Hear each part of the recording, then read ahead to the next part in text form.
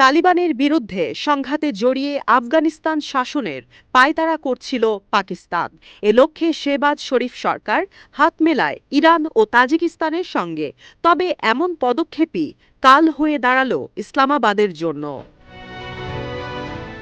তালিবানের আঞ্চলিক উইং তেহরিকি তালিবান পাকিস্তান বা টিটিপি পাক সেনাবাহিনীর জন্য এক মূর্তিমান আতঙ্কের নাম। এবার শেহবাজ শরীফ সরকারকে চাপে ফেলতে পাকিস্তানের ১৬ জন পরমাণু বিজ্ঞানীকে অপহরণ করেছে টিটিপি। ঘটনার সত্যতা নিশ্চিতে সামাজিক যোগাযোগ মাধ্যম এক্সে প্রকাশ করা হয়েছে জিম্মিদের ভিডিও। অপহৃত বিজ্ঞানীদের সবাই কাবুল খেল অ্যাটমিক এনার্জি মাইনিং প্রজেক্টে কর্মরত ছিলেন। দেশটির সবচেয়ে বড় ইউরেনিয়াম খনিটি খাইবার পাখতুনখোয়ার লাক্কি মারওয়াত অঞ্চলে অবস্থিত। প্রকাশিত ভিডিওতে দেখা যায় জিম্মিরা তাদের উদ্ধার করার জন্য টিটিপির সকল দাবি দাওয়া মেনে নিতে শেহবাজ শরীফ সরকারকে অনুরোধ করেন।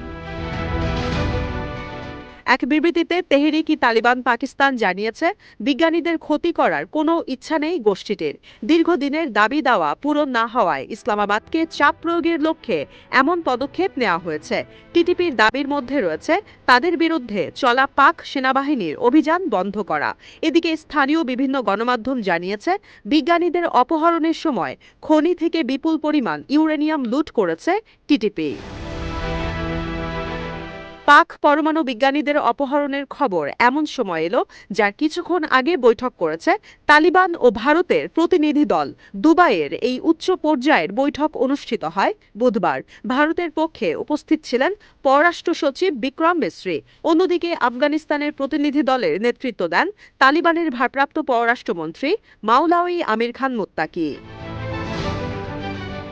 দ্বিপক্ষীয় বাণিজ্য সহযোগিতা বৃদ্ধি নিয়ে আলোচনা হয় বৈঠকে। আফগানিস্তানকে মানবিক সহায়তা অব্যাহত রাখার প্রতিশ্রুতি দেয় ভারত।